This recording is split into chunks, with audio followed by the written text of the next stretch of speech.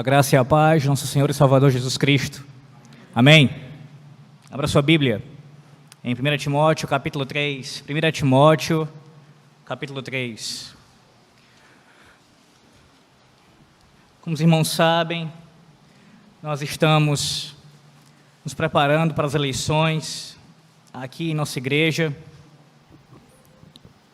que ocorrerão em setembro, primeiro sábado de setembro.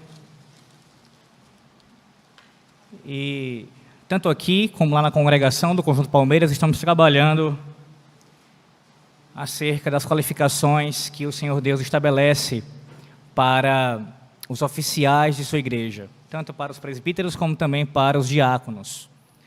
Os irmãos têm visto isso às quartas-feiras, na doutrina, ministrada pelo nosso pastor, e lá na congregação nós temos visto isso aos domingos, nas escolas bíblicas, antes do culto vespertino.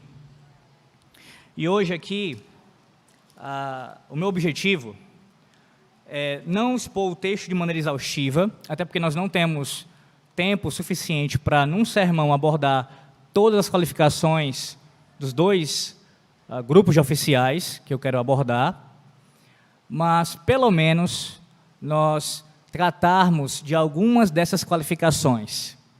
Os irmãos não serão prejudicados, porque já tem sido abordado isso às quartas-feiras, como eu falei, e continuarão ouvindo também até o dia das eleições. Mas hoje, como eu tenho feito na congregação, tentarei ser o mais direto possível com relação a essas qualificações. O mais direto ao ponto, explicando o que a Bíblia fala sobre isso e, de forma imediata, já também aplicando cada uma dessas qualificações. Será basicamente o seguinte, dividido em duas partes o sermão. Primeira parte, nós veremos algumas das qualificações que são semelhantes, que tanto um presbítero quanto um diácono devem ter. E a segunda parte do sermão, nós teremos alguns conselhos adicionais que a palavra do Senhor Deus nos dá também com relação às eleições.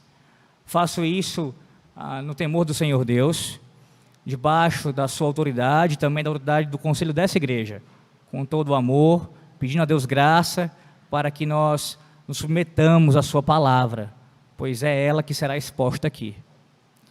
1 Timóteo, capítulo 3.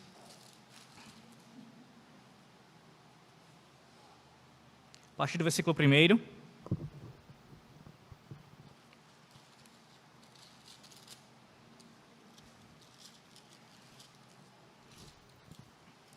Até o versículo de número 13. 1 Timóteo 3, versículo 1 ao versículo 13. Assim diz o Senhor Deus: fiel é a palavra.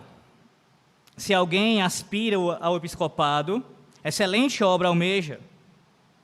É necessário, portanto, que o bispo seja irrepreensível, esposo de uma só mulher, temperante, sóbrio, modesto, hospitaleiro, apto para ensinar.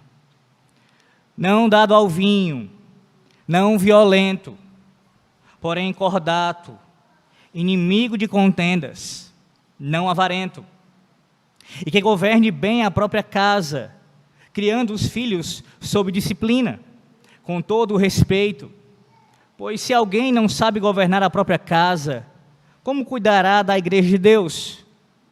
Não seja neófito, para não suceder que se ensoberbeça e incorra na condenação do diabo. Pelo contrário, é necessário que ele tenha bom testemunho dos de fora, a fim de não cair no opróbrio e no laço do diabo. Semelhantemente, quanto a diáconos, é necessário que sejam respeitáveis, de uma só palavra, não inclinados a muito vinho, não cobiçosos de sorte da ganância, conservando o mistério da fé com a consciência limpa. Também sejam estes primeiramente experimentados, e se mostrarem irrepreensíveis, exerçam o diaconato. Da mesma sorte, quanto a mulheres, é necessário que sejam elas respeitáveis, não maldizentes, temperantes e fiéis em tudo. O diácono seja marido de uma só mulher e governe bem seus filhos e a própria casa.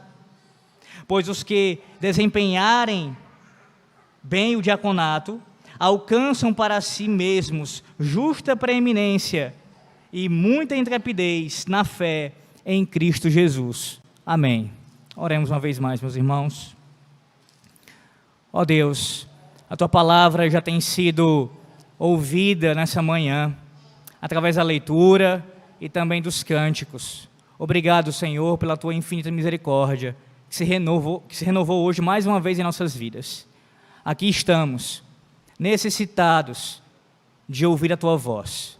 Não queremos ouvir a homens, não queremos, Senhor Deus, opiniões pessoais, nós queremos ouvir o Senhor. Queremos ouvir o Teu Santo Espírito bradar deste púlpito e falar com cada um de nós. Assim, ó Deus, que o homem desapareça completamente e apenas o Senhor seja ouvido nessa manhã. Que o Teu povo seja instruído, que o Teu povo seja exortado, consolado e edificado pela Tua palavra e pela Tua palavra somente. Que toda a glória seja dada ao Senhor Deus nessa manhã. Assim nós oramos, com o perdão dos nossos pecados, em nome de Jesus. Amém. Uma das coisas que todo ser humano tem em sua vida, desde a mais tenra idade que ele precisa passar por isso, é o ato de fazer escolhas. Escolher. Isso começa, como eu falei, desde o início da vida.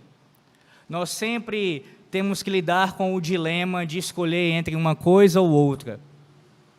É verdade que quando nós somos crianças, as nossas escolhas ainda são com relação a coisas não tão importantes assim. Seja a preferência por algum tipo de roupa, de cor favorita, um time de futebol, especialmente os meninos, com relação aos nossos gostos pessoais na alimentação, os brinquedos. Mas com o passar do tempo, as escolhas continuam na vida do ser humano, mas cada vez mais elas ganham um caráter de maior responsabilidade. E aí vai chegando a idade em que nós precisamos saber qual é a nossa vocação, para escolhermos o que iremos estudar, o emprego, o trabalho que nós iremos desenvolver, a pessoa com a qual nós iremos nos casar. Todas essas são escolhas importantíssimas em nossas vidas. E note que cada uma delas traz consequências para nós. Você não foge disso. Seja a escolha que você fizer, traz consequências. E quanto maior responsabilidade você estiver exercendo, maiores serão as consequências naquela sua escolha. Nós, como crentes, como servos do Senhor Deus, como membros da sua igreja, temos também que fazer uma escolha, ou fazer algumas escolhas dentro do âmbito eclesiástico. Para ser mais preciso, nós somos chamados por Deus, ordenados pelo Senhor, para votarmos, para escolhermos os oficiais de sua casa. De maneira mais específica, os presbíteros e os diáconos. Pois é deles que eu quero falar nessa manhã. Essas escolhas, meus irmãos, assim como essas outras também de grande responsabilidade na fase já adulta, quando nós não as fazemos da maneira correta, isso também traz consequências negativas em nossas vidas. Não apenas para nossas vidas, como de nossas famílias, bem como de nossa igreja. E infelizmente, há muitas pessoas que fazem essas escolhas com relação ao âmbito eclesiástico, como se estivesse fazendo as escolhas da infância ainda, tratando de maneira trivial, tratando de maneira não tão importante, como se você fosse aquela criança ainda, que vai na sorveteria e a sua dúvida, o seu grande dilema da vida é saber quantas bolas de sorvete você vai comer. Escolher oficiais da igreja não é isso, meus irmãos. Não pode ser comparado a esse tipo de escolha, a esse tipo de decisão. É algo sério. É algo que deve ser feito com muita responsabilidade. Da mesma forma como você toma as decisões com relação ao matrimônio, ao seu trabalho, da mesma forma com relação à igreja, com a mesma seriedade. E, diferentemente de uma escolha meramente pessoal, como ocorre em outras áreas, que você pode ter preferência por algum tipo de cor, por algum tipo de comida, no âmbito eclesiástico, existem princípios, existem diretrizes que a própria palavra de Deus nos dá para nós a seguirmos e assim fazermos as escolhas segundo as diretrizes da palavra do Senhor Deus.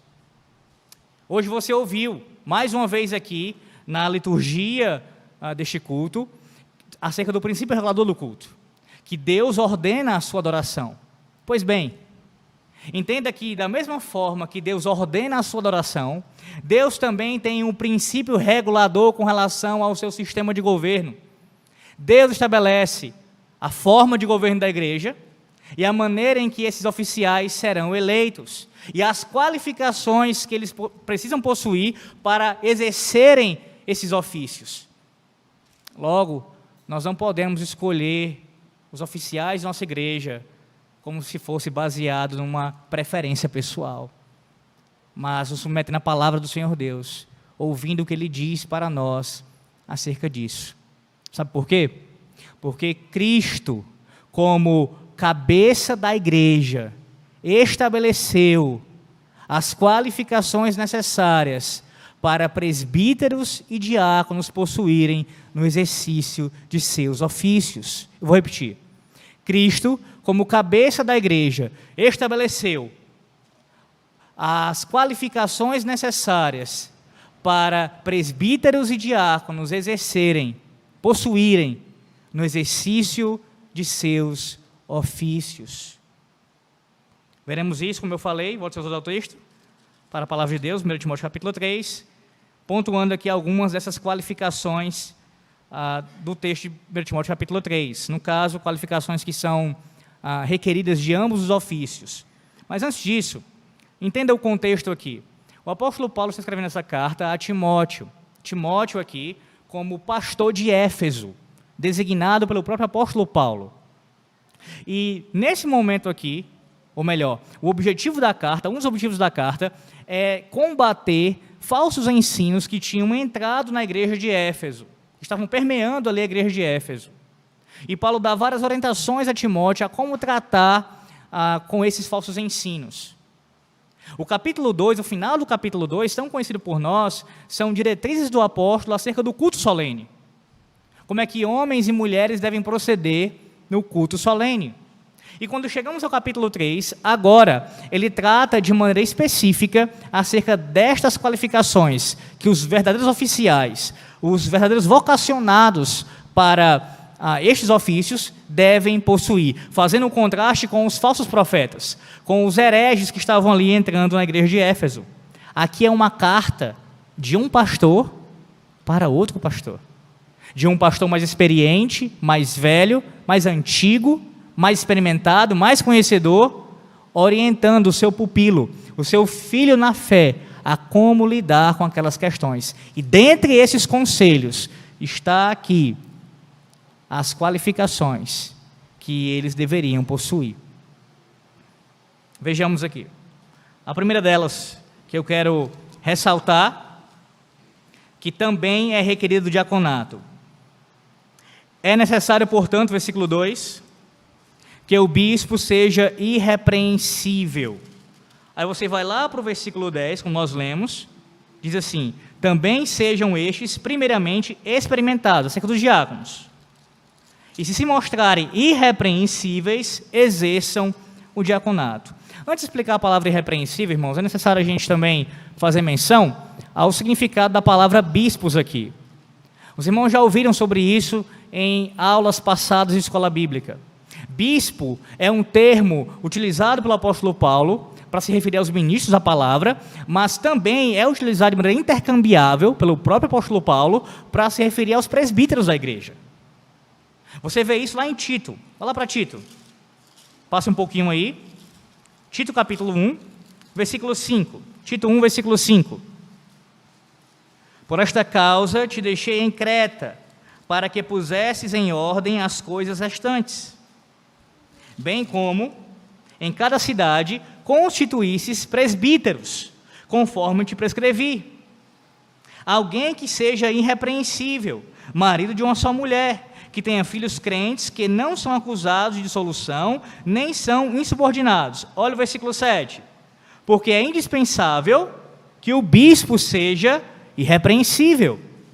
Paulo está usando termos diferentes para se referir ao mesmo grupo de pessoas. Isso também vai acontecer lá em Atos capítulo 20, quando ele se refere no versículo 17, no versículo 28, também a presbíteros e bispos da igreja de Éfeso, o mesmo grupo. Então, quando você lê aqui a ordenança para que os bispos sejam irrepreensíveis, entenda que isso se aplica também aos presbíteros regentes da igreja. Eles também devem ser irrepreensíveis, assim como os diáconos. E o que é irrepreensível? Primeiro é melhor a gente explicar o que não é irrepreensível. Quando o apóstolo Paulo ordena o oficial ser irrepreensível, ele não está dizendo que ele deve ser sem pecado. Alguém que seja completamente perfeito, que nunca tenha pecado em sua vida.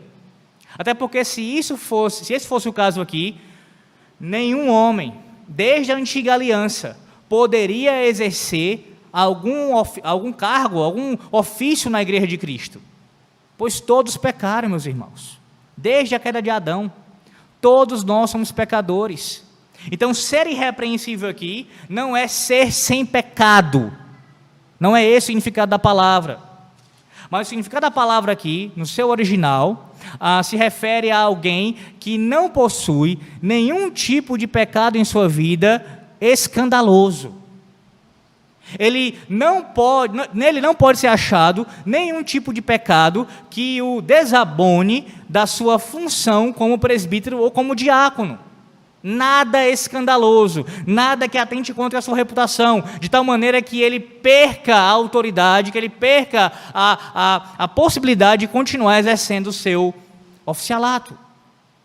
Então, ser irrepreensível é ser acima de qualquer suspeita, é ser acima, é ter um padrão de santidade e piedade sim elevado, como exemplo dos fiéis, mas, por outro lado, não significa ser sem pecado, alguém que nunca comete alguma falha ou algo do tipo. Claro que nós temos que buscar isso, é o objetivo de todo cristão, buscar a perfeição sempre.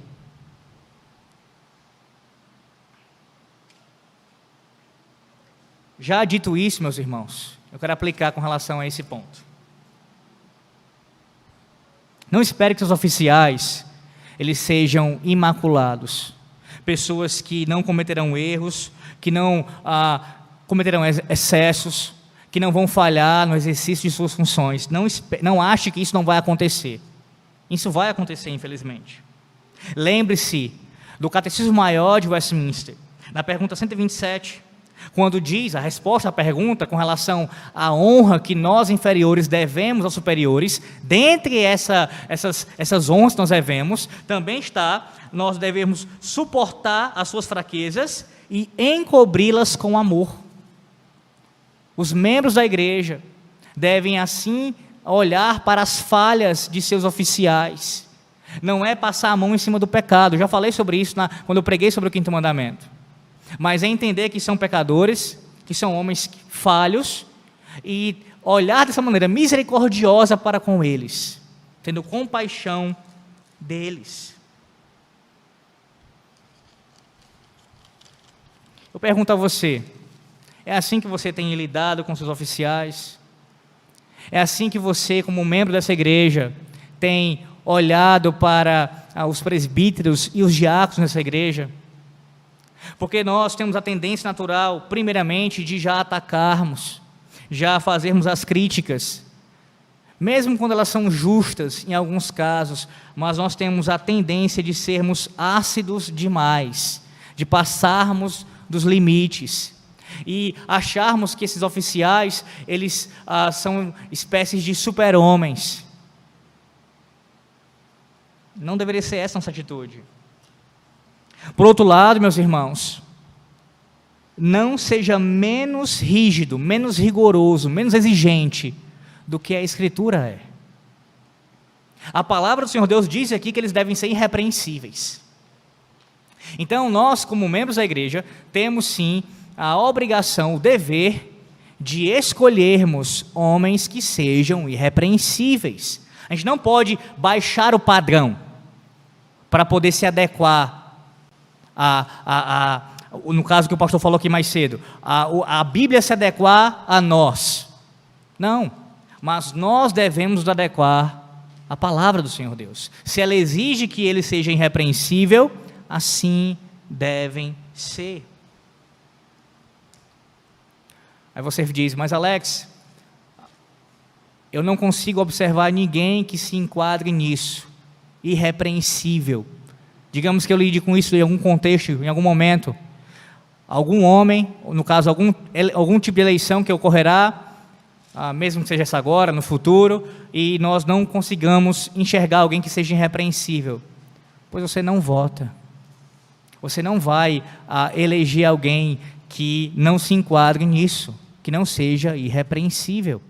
Pois é a primeira característica logo de cara aqui, que o apóstolo Paulo ordena a esses oficiais. Em segundo lugar, assim como ele fala para o presbítero, ele também fala para o diácono, que ambos sejam esposo. Eles devem ser esposo de uma só mulher. Como nós sabemos, no mundo antigo, a poligamia era uma prática muito comum. Homens que tinham 2, 3 e até mais esposas. E não é diferente aqui em Éfeso, como também lá em Creta. Como nós lemos agora há pouco, o apóstolo Paulo falando a Tito, que os presbíteros também deveriam ser maridos, ser o esposo de uma só mulher. Indo contra a cultura pagã, a cultura de poligamia, pecaminosa de seus dias. Eles não poderiam ter mais de uma esposa. Aqui o apóstolo Paulo, ele reitera o que o Senhor Deus falou em Gênesis, capítulo 2, versículo 24. E Jesus também repetiu isso em Mateus 19, quando tratou do divórcio, Mateus 19, 5. Que o homem, criado por Deus, deixa seu pai e sua mãe e se une à sua mulher. À sua mulher. Então, esse padrão aqui que o apóstolo Paulo está exigindo do presbítero e do diácono é o padrão para todo cristão. Não é que Paulo está dando aqui uma legalidade para que os membros da igreja pudessem possuir mais de uma esposa. Olha, apenas os oficiais devem ter uma esposa. Os outros, os membros, podem ter mais de uma esposa. Não, de forma nenhuma. O padrão bíblico de Gênesis, da criação, é uma mulher para um homem. E logo também, quando a gente observa que a quem ele está se referindo, que são os oficiais da igreja, é claro que os membros deveriam seguir o mesmo exemplo dos oficiais. Assim como os oficiais da igreja devem ter uma esposa só, assim também os membros da igreja. Então aqui não há separação, não entenda isso. Oficiais e membros devem ter apenas uma esposa. No caso, o homem casado com uma mulher. Há uma condenação clara da poligamia, tanto para oficiais quanto também para membros da igreja.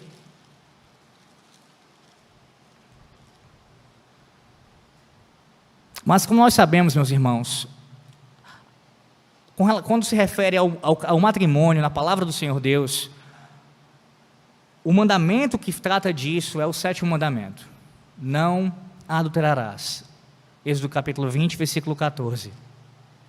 Este mandamento que proíbe o adultério, como nós aprendemos em nosso catecismo, não apenas se refere a isso, mas a uma lista de outras coisas também. Quer ver isso? Se você tiver com o seu catecismo aí, vá para a pergunta 139 dele. Se você tiver com o seu catecismo maior de Westminster, pergunta 139 do catecismo maior de Westminster. Quais são os pecados proibidos no 7º mandamento?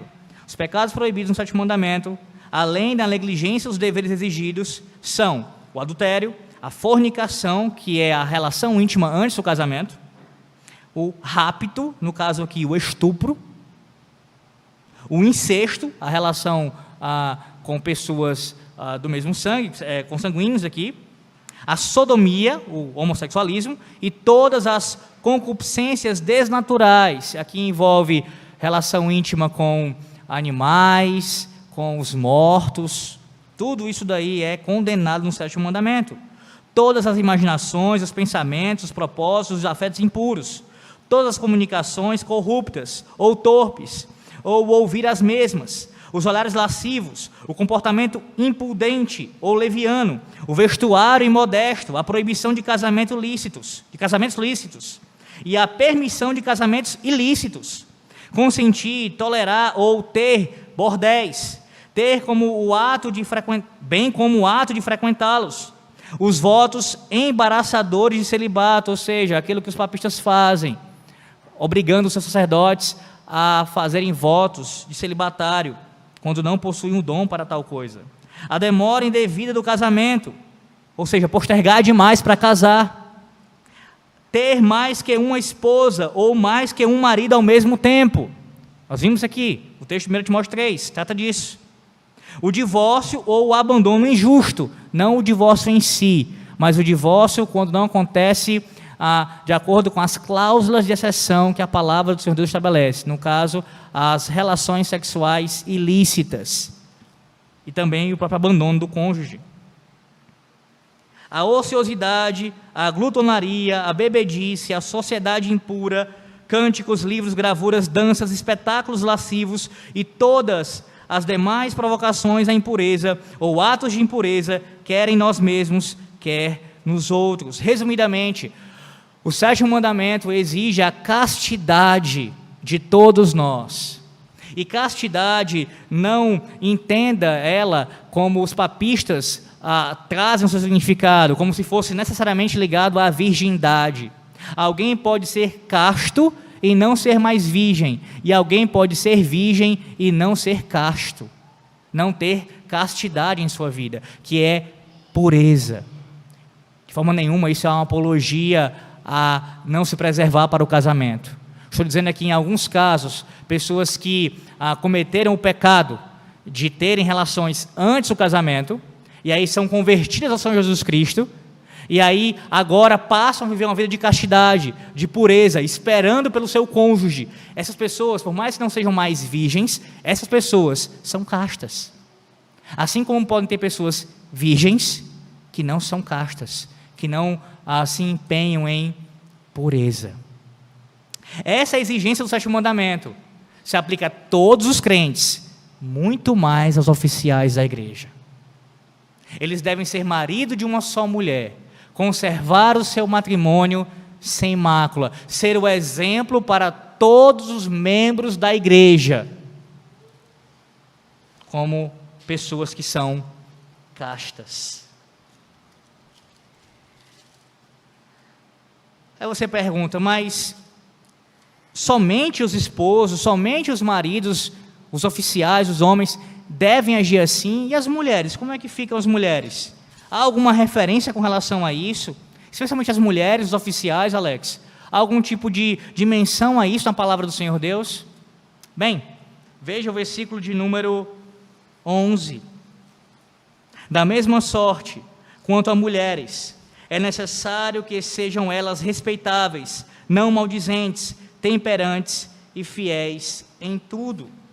Esse é um texto altamente mal interpretado, não de agora, já de muito tempo, por alguns teólogos que defendem aqui a base para a diaconia feminina, dizendo o seguinte: observe, o contexto da passagem se refere a presbíteros, a bispos e também a diáconos, e o apóstolo Paulo faz uma menção às mulheres no meio do texto.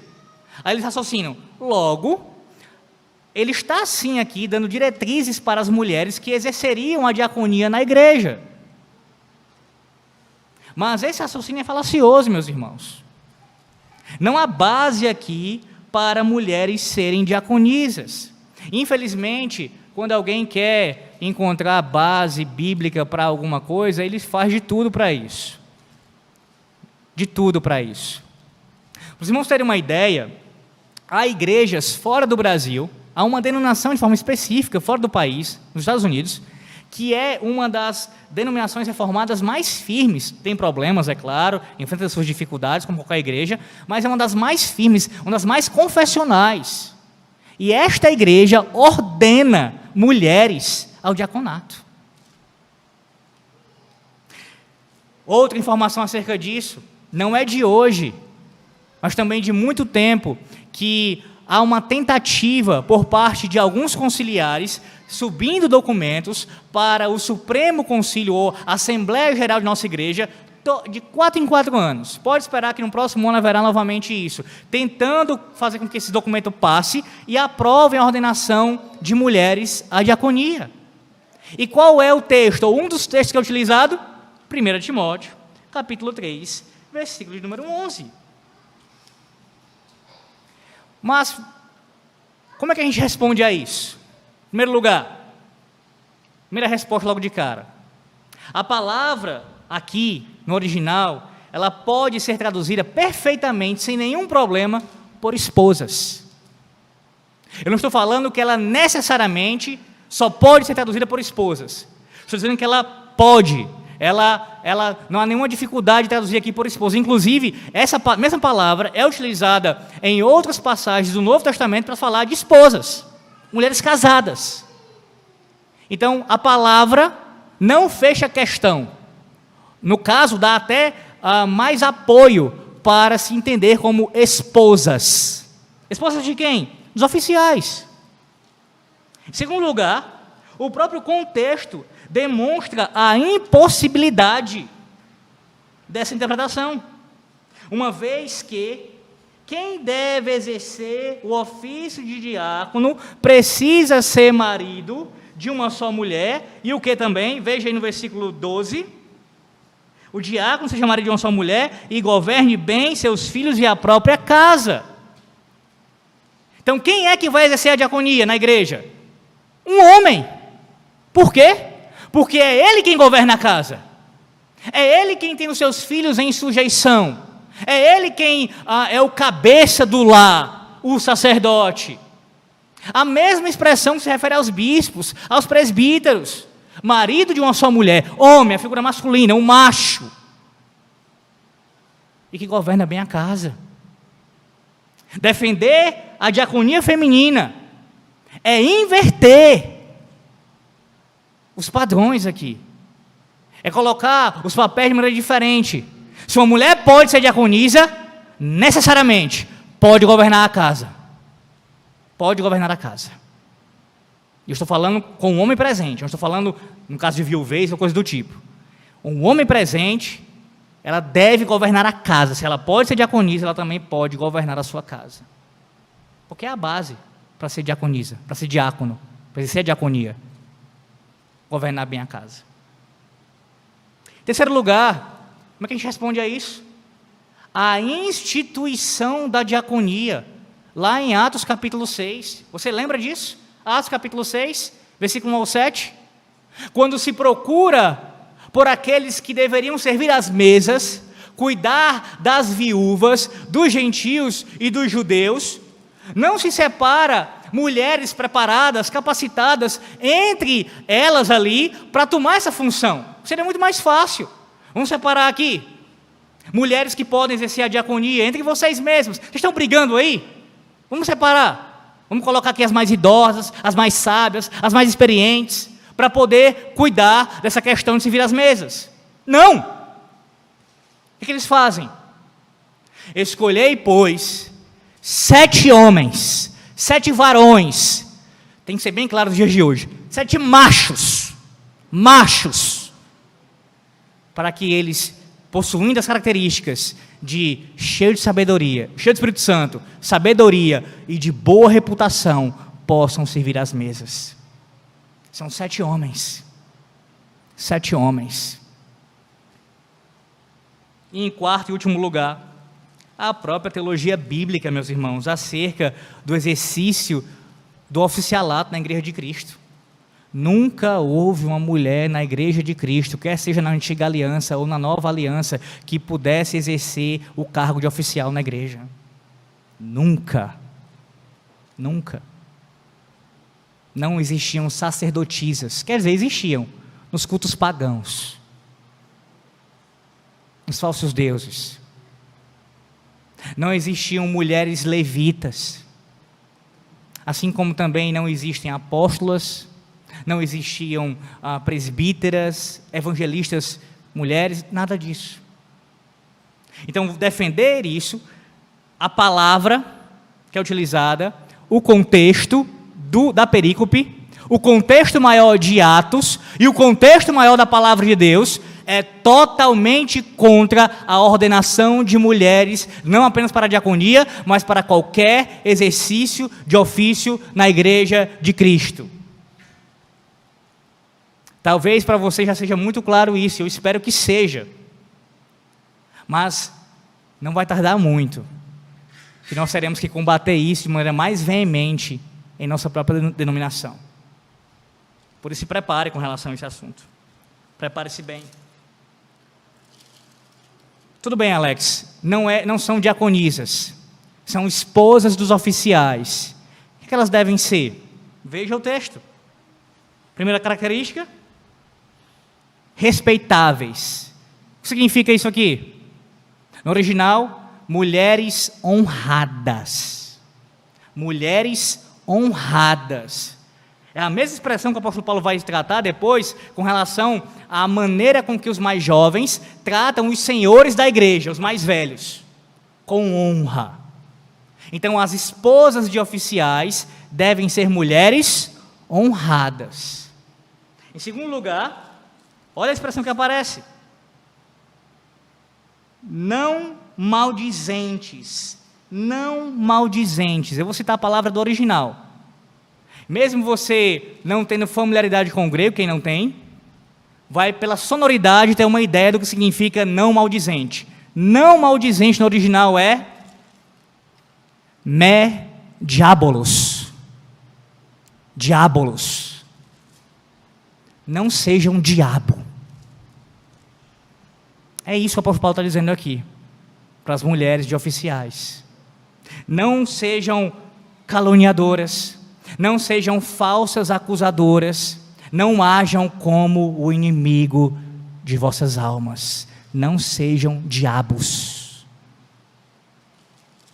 Terceiro lugar, temperantes. Elas devem ser temperantes, isto é, sóbrias, equilibradas. Temperança, que é uma das virtudes do fruto do Espírito Santo, tem a ver com o domínio próprio. Toda mulher cristã deve possuir isso, é claro. Especialmente as mulheres oficiais, por quê? Porque são um exemplo para as demais mulheres da igreja. Devem ter domínio próprio. E em quarto e último lugar, é uma síntese agora. O apóstolo Paulo vai sintetizar. Como é que elas devem ser? Fiéis em tudo. Fiéis em tudo. Absolutamente tudo. Elas devem ser fiéis. Assim devem ser as mulheres dos oficiais. Então veja, o apóstolo Paulo trata com eles como irrepreensíveis e como marido de uma só esposa, mostrando aqui a pureza no casamento, mostrando a castidade, o cuidado com o cônjuge, mas também se refere às mulheres, como elas devem ser na sua vivência do casamento, na própria igreja local.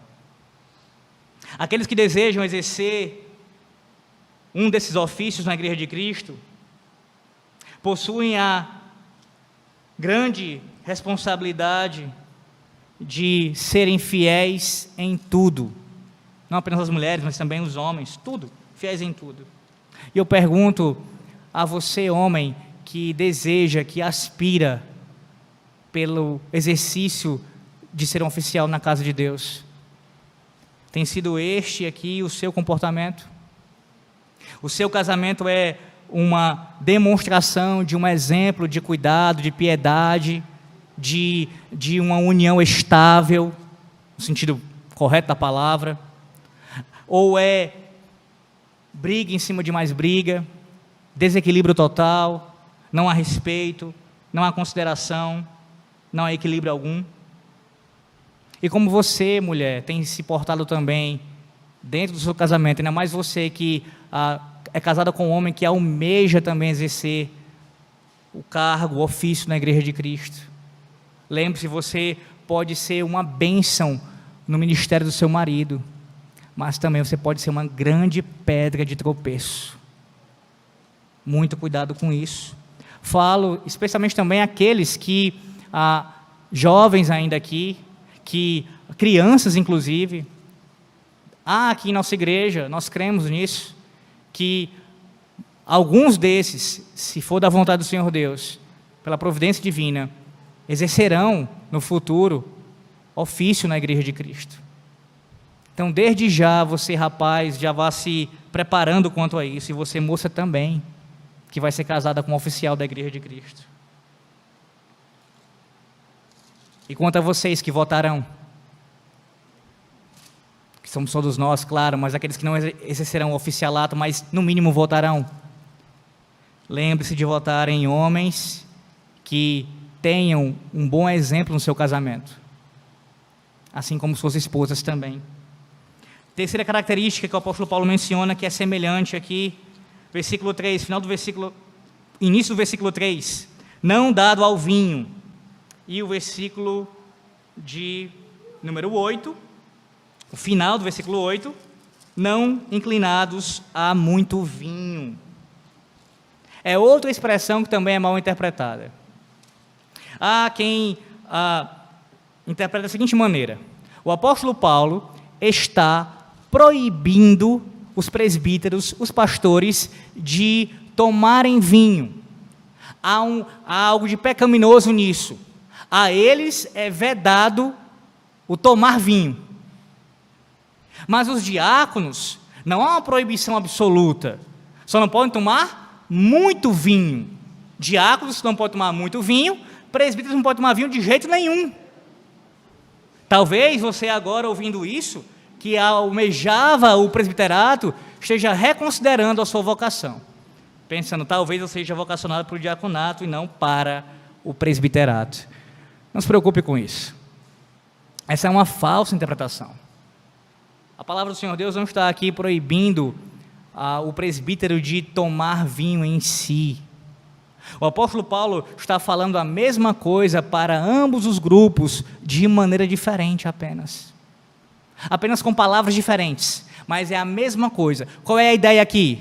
Nem presbítero, nem diácono, nenhum oficial da igreja, nenhum membro pode ser apegado ao vinho, pode ser dominado pelo vinho, pode ser conduzido pelo vinho. Lembra de Efésios capítulo 5, versículo 18?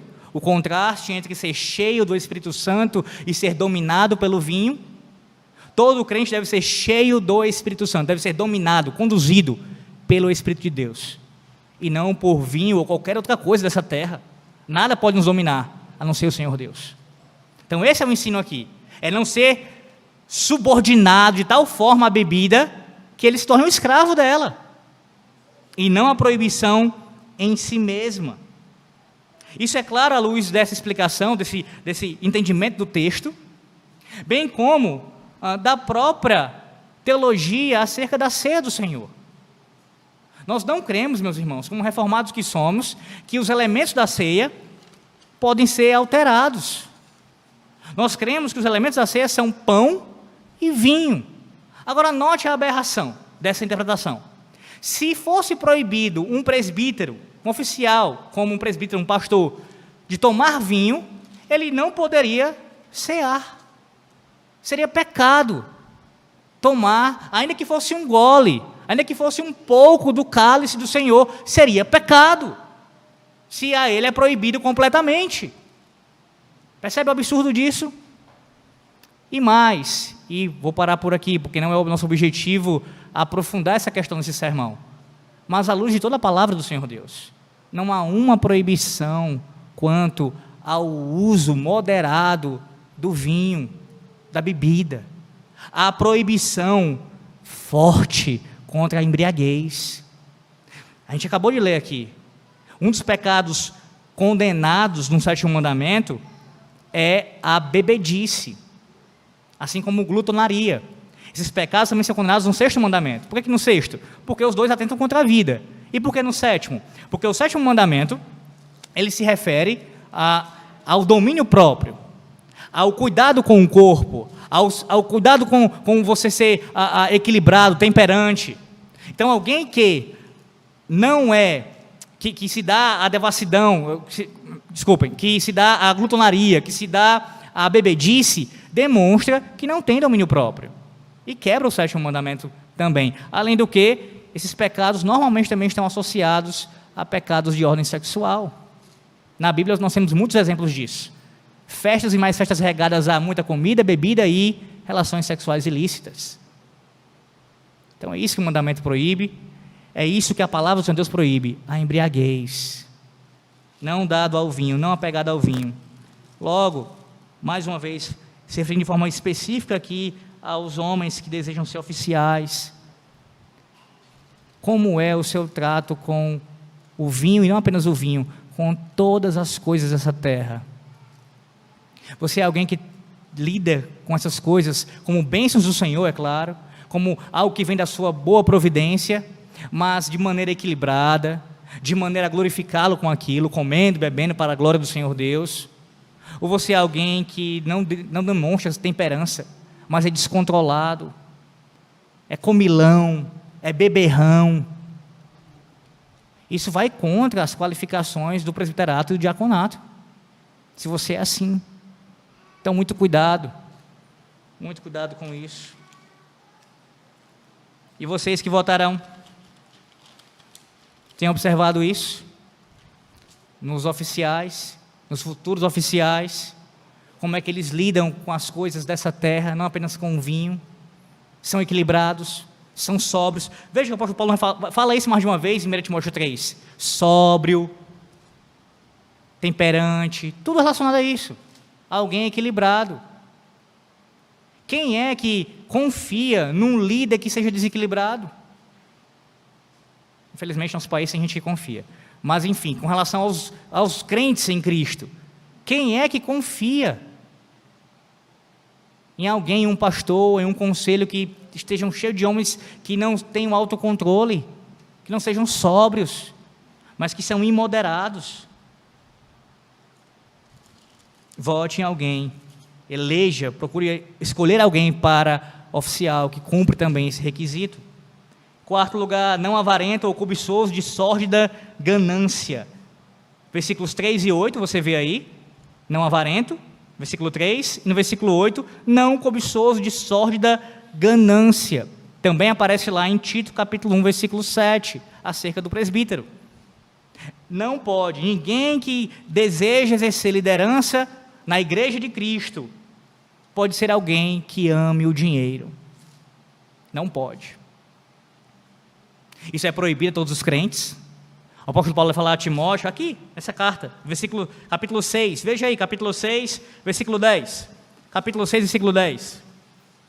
Porque o amor do dinheiro é raiz de todos os males, e alguns nessa cobiça se desviaram da fé, e assim mesmo se atormentaram com muitas dores. O amor ao dinheiro, isso é avareza, amar ao dinheiro, amar ao dinheiro. Um oficial da igreja de Cristo não pode amar o dinheiro, não pode ser avarento. É necessário lembrar, meus irmãos, que isso daqui não é algo contrário, esse ensino, à remuneração do pastor. Porque o próprio Paulo que proíbe, que fala aqui em termos de proibição acerca da avareza, também trata da remuneração do pastor. Um exemplo disso é 1 Coríntios capítulo 9. Ele fala de forma bem clara, explícita ali, que o ministro da palavra dos sacramentos, ele deve ser sustentado pela igreja, financeiramente falando. Aqueles que pregam a palavra de Deus devem viver do ministério, ordinariamente falando. Então não é aqui que um ministro não pode receber remuneração, pelo contrário, deve. Mas é que nenhum dos oficiais pode amar o dinheiro, podem ser dominados pelo dinheiro. A proibição aqui referida é da avareza, como nós falamos. Homens que são oficiais da igreja de Cristo não podem ser avarentos. Veja aí Hebreus capítulo 13, versículo 5. Hebreus 13, versículo 5.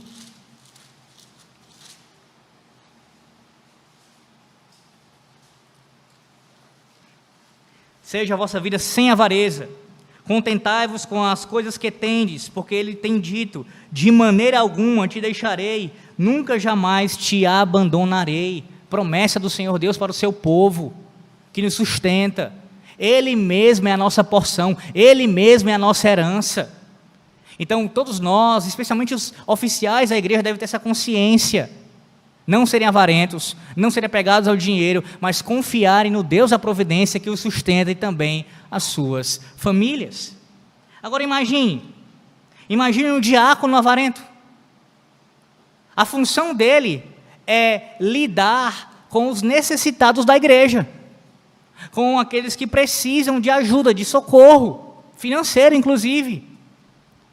Então, vai totalmente contra o exercício da sua função, ser avarento, quando ele deveria trabalhar na administração correta, na distribuição dos bens ali, do socorro, do auxílio.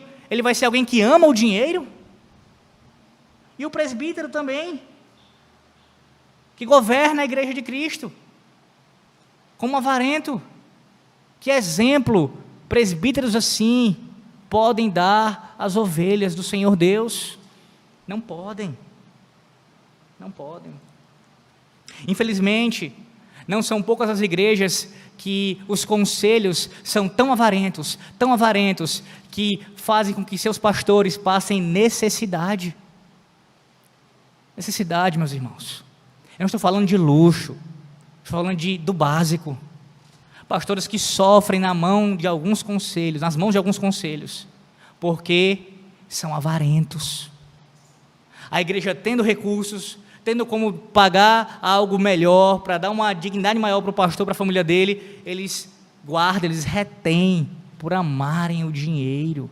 E ficam dizendo que é a obra de Deus, a gente vai investir na obra de Deus, a gente tem que se preocupar. A obra de Deus, meus irmãos, em primeiro lugar, é a sua palavra sendo pregada fielmente. Se não tiver isso numa igreja, ela está morta. Pode ter mármore, granito, ser muito bem assistida com relação a ar-condicionados. Se ela não tiver pregação bíblica fiel, está morta. Esse é o maior investimento do conselho da igreja, dos membros da igreja. É manter fielmente o compromisso dos dízimos e ofertas no sustento do pastoral e também no socorro aos necessitados. O resto a gente vê depois. Entenda, não é ser irresponsável com as outras contas que são da igreja, que também devem ser atendidas, mas não é a prioridade. Fecha, vai se reunir na casa de alguém, vai para uma praça pública, algum lugar. Você não tem como manter, mas não pode deixar de ter a pregação da palavra fiel. Não pode. Há conselhos que acham que seus pastores vivem, comem, se alimentam de vento. Só pode ser isso, que eles não precisam se alimentar, se vestir. Avareza. E vocês que votarão. Vocês têm observado isso? Homens que não sejam avarentos, homens que são dizimistas fiéis, ofertantes fiéis na casa do Senhor Deus. Estou falando de casos excepcionais, de crise, coisas do tipo. Estou falando de quem é avarento mesmo, que não ajuda o próximo, que não contribui com a igreja, que critica quando o pastor recebe algo a mais. Aumentou o salário do pastor, é um absurdo isso. Esses homens não podem ser eleitos. Não podem. Em quinto e último lugar aqui com relação às características, governe bem a própria casa. Versículos 4 e 5, do capítulo 3, acerca dos presbíteros, versículo 12, acerca dos diáconos, e Tito 1,6, acerca também dos presbíteros. E olha a expressão que aparece no versículo 6, que eu li há um pouco tempo atrás, versículo 6 aqui de Tito 1. Alguém que seja irrepreensível, marido de uma só mulher, que tenha filhos crentes. Essa expressão aparece no original. Filhos crentes. Que não são acusados de dissolução, nem são subordinados. Agora escute isso. A estrutura, assim como de toda a Escritura, é patriarcal. Não há espaço aqui para uma mulher exercer o oficialato, nós já vimos. Assim como não há espaço para um homem que não exerce a sua liderança em casa. Vou repetir. Assim como as mulheres estão proibidas de serem oficiais da igreja, também estão proibidos os homens que não são homens em suas casas, que não exercem a função de liderança, não podem exercer também na igreja. Então não é só falar que as mulheres não podem. Homens que não são líderes em casa também não podem. Estão proibidos pela palavra do Senhor Deus. Em outras palavras, um homem que não governa bem a sua casa não pode ser um oficial da igreja de Cristo. Isso começa no casamento. Um homem, se você percebe um homem na igreja que está pleiteando ser um oficial da igreja de Cristo e a sua mulher insubordinada, não o respeita, não o trata com o devido acatamento, que não é alguém que submete a sua liderança, este homem está desqualificado para ser oficial na igreja de Cristo. Ele não pode ser um exemplo para os demais. A mulher não submete a sua liderança, assim como também ela não procura ser aquilo que o apóstolo Paulo fala para as esposas de oficiais. Mas perceba que há uma ênfase do apóstolo Paulo aqui especial acerca dos filhos. Os filhos aqui recebem uma atenção maior. A exigência é clara. Homens que possuem filhos descrentes ou insubmissos à sua autoridade estão desqualificados para exercer o ofício. Homens que possuem filhos descrentes ou insubmissos à sua autoridade estão desqualificados para exercer o ofício. Agora escute a explicação. Não se trata de filhos que já saíram de casa, vivem por conta própria, se tornaram independentes e negam o Deus de seus pais. É claro que a gente está falando disso, o apóstolo Paulo. Um exemplo prático. Há um homem que é um oficial na casa de Deus, e aí o seu filho ou sua filha é criado e tudo por ele, na casa do Senhor, mas se rebela contra o Deus de seus pais. E vai viver uma vida dissoluta, e vai viver de forma independente, vai para fora. Mesmo o pai procurando discipliná-lo, fazendo sua parte, confrontando, mas ele se rebelou, foi para fora e veio de maneira independente. Aí é outra história, ele não está mais debaixo da liderança do seu pai, vivendo uma vida em pecado. Agora, um homem que tem filhos debaixo do seu lar, em rebeldia à sua liderança, e ele não corrige, ou melhor dizendo, isso continua acontecendo, mesmo ele tentando corrigir, mas ele não tem efeito, continua debaixo da liderança dele, em rebeldia, em insubordinação, não vem para a igreja, não quer cultuar a Deus, não tem compromisso com o Senhor, blasfema do Senhor, piora, agrava a sua situação de pecado cada vez mais. Este homem está desqualificado para ser um oficial na casa de Cristo, na igreja de Cristo. Está desqualificado. Ele não pode ser, porque não tem filhos crentes, não tem filho submisso à sua autoridade. Perceba a diferença, há uma diferença muito clara aqui. Uma coisa é o indivíduo sair, ir embora e blasfemar a Deus lá fora. Outra coisa é permanecer na casa do pai.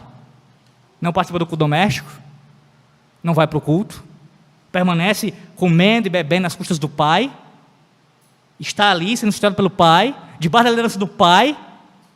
Este pai está desqualificado para ser oficial da igreja, até que a situação seja resolvida. Enquanto isso, ele não pode. Que governe bem a casa. Que governe bem a casa. Eu pergunto, como está a sua casa, homem? Como está a sua casa? A palavra do Senhor Deus para você hoje, de Deus do Senhor Deus para você diretamente, é: ponha a sua casa em ordem. Já hoje.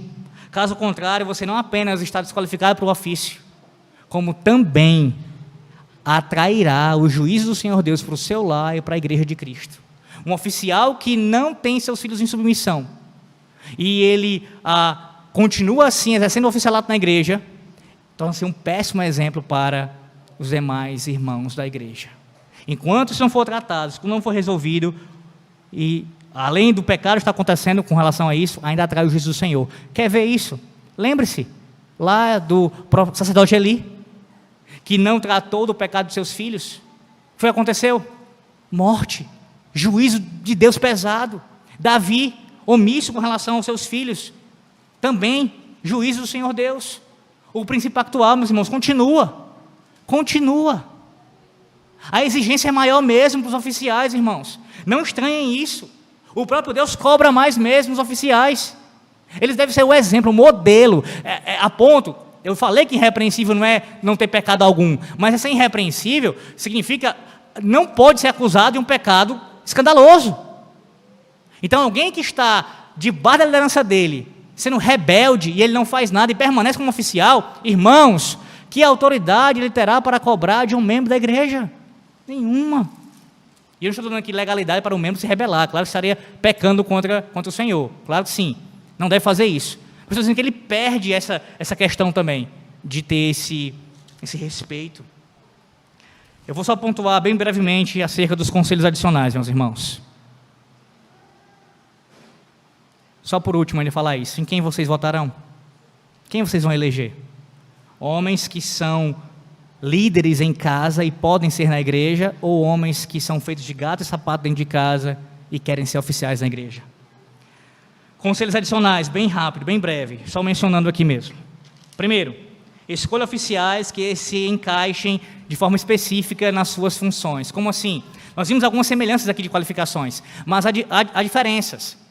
Bem breve, uma diferença básica. O presbítero deve governar a igreja. O diácono servir as mesas. Então você deve escolher alguém que tenha o dom do governo. Tem que ter muito cuidado, porque há pessoas que acabam sendo eleitas para exercer o presbiterato e não têm o dom do governo, e há pessoas que acabam sendo eleitas para a diaconia e também não têm o dom de servir as mesas, os necessitados. Há gente que tem o dom da pregação, o chamado pastoral e acaba sendo diácono. Não é depreciar. É claro que diácono é importante. Não, irmãos, vão entender isso. Estou falando que a gente está no lugar errado. No lugar errado. Um diácono não pode pregar a palavra de Deus no sentido público. Quer ver isso? Escute. A forma de governo da igreja presbiteriana diz o seguinte, na Assembleia de Westminster, de forma mais específica, acerca dos diáconos. Ao cujo ofício do diácono não pertence pregar a palavra, nem administrar os sacramentos, e sim tomar um especial cuidado em distribuir para as necessidades dos pobres. Há uma diferença. Os diáconos não podem pregar a palavra publicamente, apenas aqueles que são chamados para o pastorado, nem presbíteros regentes. O apóstolo Paulo faz diferença lá em 1 Timóteo 5,17. 5,17. Depois veja em casa com calma. Há os presbíteros que presidem e há os presbíteros que se afadigam na palavra. É o nosso entendimento de diferença entre docente e regente. Os docentes pregam e administram os sacramentos. Os regentes governam a igreja e também devem, é claro, ensinar a palavra publicamente, numa escola bíblica, numa doutrina, uma exortação. Devem também trabalhar com a palavra do Senhor Deus, claro, mas especialmente quanto ao governo da igreja. Então, cuidado para não eleger alguém para a diaconia que deveria ser para o presbiterato e vice-versa. Ou alguém que deveria ser pastor e está exercendo o ofício de diácono, e assim por diante. Observe bem as qualificações, os dons que a pessoa possui para votar de acordo com isso. Segundo lugar, escolha homens fiéis aos nossos símbolos de fé. Por favor, faça isso.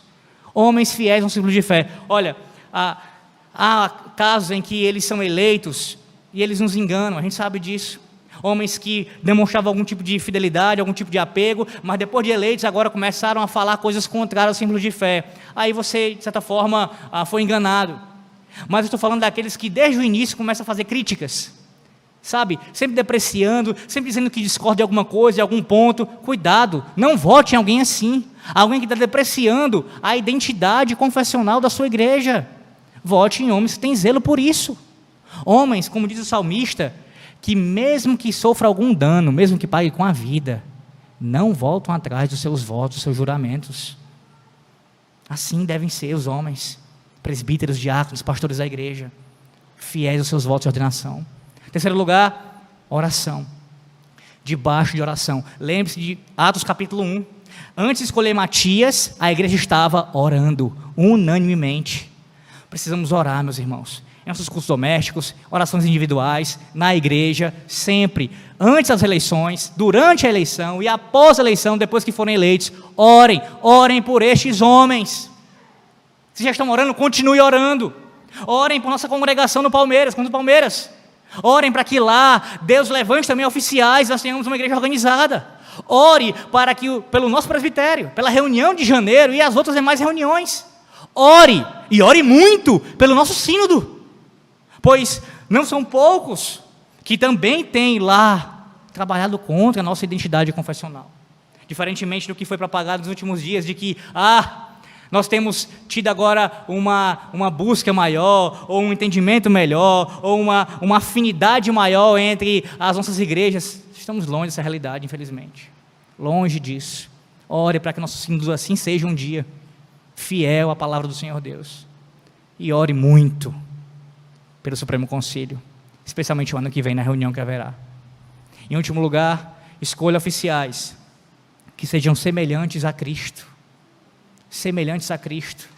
Homens que pregam, os pastores que pregam como Cristo. Claro, a gente sabe que não vai pregar perfeitamente como Cristo, porque só o Cristo é perfeito na sua pregação, mas eu digo que se espelham em Cristo como pregador, que governam como Cristo, presbíteros que governam como Cristo, com misericórdia, que servem como Cristo, diáconos que servem como Cristo. Cristo é o modelo, Cristo é o padrão, nada menos do que isso. Cristo é o modelo para os oficiais da igreja. Então, se você consegue olhar nesse homem e ver Cristo, já você tem ali uma forte base, um forte fundamento para poder já ver ele como oficial da igreja de Cristo, pelo menos para começar a ver assim. E lembre-se de Efésios capítulo 4, quando o apóstolo Paulo diz, a partir do versículo 10 em diante, de que o Senhor Jesus Cristo, quando assunto aos céus, foi Ele mesmo quem distribuiu os dons para a igreja. Foi Ele mesmo, meus irmãos. Mesmo com nossa dificuldade de votarmos errado muitas vezes, elegermos de forma equivocada, nós mesmos, os que exercem o oficialato também cometerem seus pecados, mas Cristo continua governando a sua igreja, guiando pela sua providência, e não nos deixa órfãos. Não nos deixa órfãos. Louvado seja Deus por isso, que cuida da sua igreja desde os tempos antigos e continuará assim fazendo para todo sempre. Uma prova disso, sabe qual é? É que você tem oficiais nessa igreja e haverá uma nova eleição, mais uma renovação, ou seja, mais uma demonstração da misericórdia de Deus sobre nossas vidas, Ele cuidando da sua igreja. Que nós venhamos a nos lembrar disso sempre, com gratidão em nossos corações ao Senhor Deus.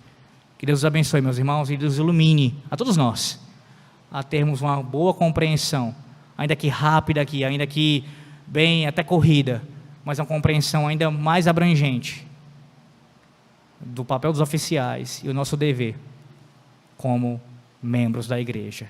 Eu termino perguntando a você, em quem você elegerá, quem você escolherá? É de acordo com suas preferências pessoais, seus gostos, amizade, ou é de acordo com as prescrições de Cristo? Que Deus abençoe a todos os irmãos aqui presentes. Amém. Oremos uma vez mais. Senhor nosso Deus, nós te pedimos primeiro misericórdia de nossas vidas. Nós somos pecadores, nós somos muito falhos, nós quebramos os teus mandamentos e dentre eles nós não agimos com sabedoria muitas vezes, no ato de escolher nossos oficiais. Nos perdoa, Senhor Deus, por isso.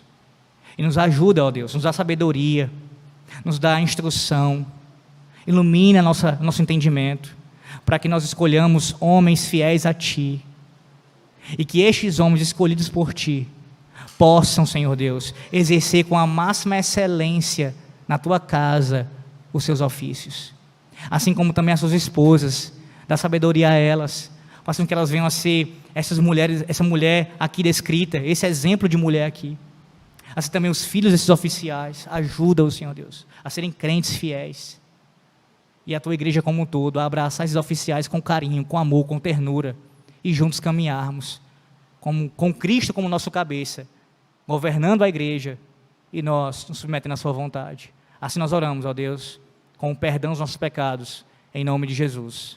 Amém.